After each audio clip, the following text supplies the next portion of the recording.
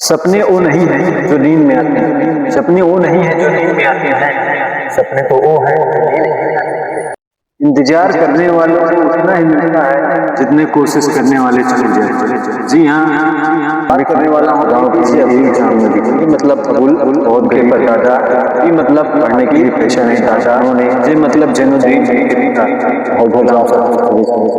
Paper क्यों बेचना शुरू किया? क्योंकि वो जब जब सोच रहे थे जब मैं पेपर बेचूंगा मैं उसके साथ साथ बेचने के साथ साथ में उनका और नॉलेज भी बढ़ जाएगा, इसी लोग पेपर बेचना शुरू। सुबह होते ही सबके घरों में पेपर बांटना, उसके बाद स्कूल चले जाने। एक समय की बात है जब वो कक्षा 5 में पढ़ रहे थे तो उनके गुरुजी ने बताया कि चिड़िया कैसे उड़ती है, चिड़िया कैसे उड़ती है। ब्लैक बोर्ड में समझा रहे थे लेकिन किसी को समझ नहीं आया। तो सभी बच्चों को ले जाकर उन्होंने समुद्र के किनारे टकराया और दिखाया उड़ते हुए चिड़िया कैसे उड़ती। वहीं पर एक एक चीज बताया कि उनके पंख कैसे होते हैं, किस बेस पे होते हैं। तभी से एपीजे अब्दुल कलाम साहब को वहीं से एरोस्पेस में जाने का सपना जगा और वहीं से वो फाइटर प्लेन उड़ाने के लिए एकदम जज्बा। फिर उन्होंने एरोस्पेस का फॉर्म भरा और पेपर देने चले गए। टोटल 25 लोग गए थे जिसमें से 8 लोगों का चयन हुआ और कलाम साहब नंबर आया एक नंबर बहुत अच्छा से। अब लग रहा था मेरा पूरा चूर हो गया। फिर उन्होंने वहाँ पे एक ट्रेन पकड़ी और सीधा वहाँ से घर आ गया। वहाँ पे एक गुरु जी मिले, उनका नाम था सुब्रमण्य अय्यर। उन्होंने इनको बताया कि बेटा कुछ नहीं हुआ है, इससे ज्यादा भी आप ला सकते हैं। तो उन्होंने DRDO का काम उसे समझ कर और उसका पेपर देने चले गए और उनका सिलेक्शन भी हो गया। सिलेक्शन हो गया, उन्होंने DRDO में जान से 2-3 साल लगातार मेहनत किया। उसके बाद उनका मिशन सफल हो गया। एक बार कलाम साहब फिर दूसरी क्लास में घुस गए थे और उनको दाखिला लिया। मास्टर ने कहा तुमको ये नहीं मालूम है तुम दूसरी क्लास में घुसा है, तुम आगे चल के क्या करोगे, क्या पढ़ोगे, इसके लिए फीस जमा। तो उसके बाद कलाम साहब ने इतना मेहनत किया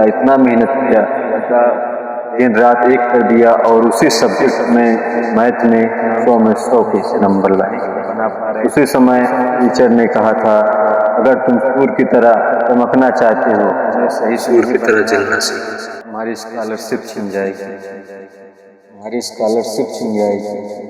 तो कलाम साहब ने बोला आप एक महीने का समय दे दीजिए मैं इसको बना के दे दूँगा। तो टीचर ने कहा था 1 महीना नहीं, आपको सिर्फ 3 दिन का समय है, 3 दिन में आप अगर बना के दे देंगे तो स्कॉलरशिप नहीं छिन जाएगी, नहीं स्कॉलरशिप छिन जाएगी। कलाम साहब ने रात 3 दिन लगातार मेहनत किया और वो प्लेन का स्ट्रक्चर बना के दे दिया। मास्टर बहुत खुश हो गया। उस समय मास्टर ने कहा था जो नींद और निंदा पर विजय पा लेता है, जो नींद और निंदा पर विजय पा लेता है उससे सफल होने में कोई नहीं हो सकता है। फिर उसके बाद उनको 2 जगह से इंटरव्यू के लिए बुलावा है। एक आया था मिनिस्ट्री ऑफ डिफेंस, दूसरा एयरफोर्स। आप लोग जानते हैं उनको कहाँ जाना था। एयरफोर्स का इंटरव्यू देहरादून में था और मिनिस्ट्री ऑफ डिफेंस इसका इंटरव्यू दिल्ली हो देहरादून जाना। तो उन्होंने इंटरव्यू देने के लिए गया। 25 लोग गए थे जिसमें से 8 लोगों का चयन होना था और कलाम साहब का स्थान बहुत हताश हुआ। लगता था कि पूरा जीवन खराब, लेकिन खुदा को कुछ और ही मंजूर था। फिर उसके बाद उन्होंने दिल्ली में आया और दिल्ली में मिनिस्ट्री ऑफ डिफेंस उसका इंटरव्यू दिया और वो सिलेक्ट हो गए DRDO। कुछ दिन बाद उनका DRDO का DRDO सिलेक्शन होने के बाद उनको 6 महीने के लिए अमेरिका भेज दिए ट्रेनिंग के लिए। जब अमेरिका गए थे तो उन्होंने इतना बढ़िया स्ट्रक्चर बनाया था कि वहाँ के प्रोफेसर ने इनको ऑफर दिया था कि आप हमारे यहाँ रुक जाइए फॉरेन में, अमेरिका में आपको भारत से 10 गुना ज़्यादा यहाँ सैलरी मिलेगी। वहाँ क्या है, वहाँ कुछ नहीं है, यहाँ पे आप रह जाइए। इन्होंने उसको ठुकरा दिया था, बोला था नहीं मैं अपने भारत के लिए कुछ करूँगा, वहाँ से चले आए थे। उसके बाद सन 1969 में इनको इसरो का डायरेक्टर बना दिया गया।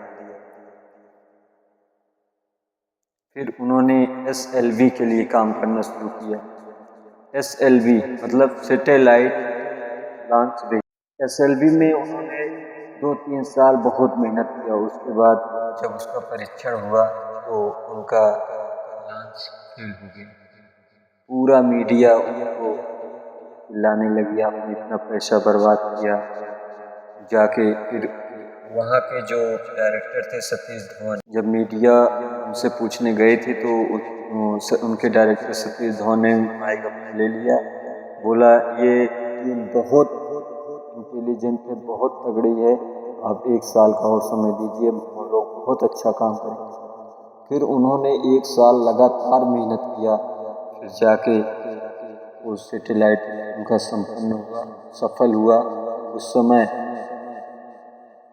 उस समय जब मीडिया आए थे तो उन्होंने उनके जो डायरेक्टर थे सतीश धवन, उन्होंने माइक दे दिया था APJ अब्दुल कलाम साहब को, बोला था कि लीजिए आप अब बात कर लीजिए, बताइए कैसे किए।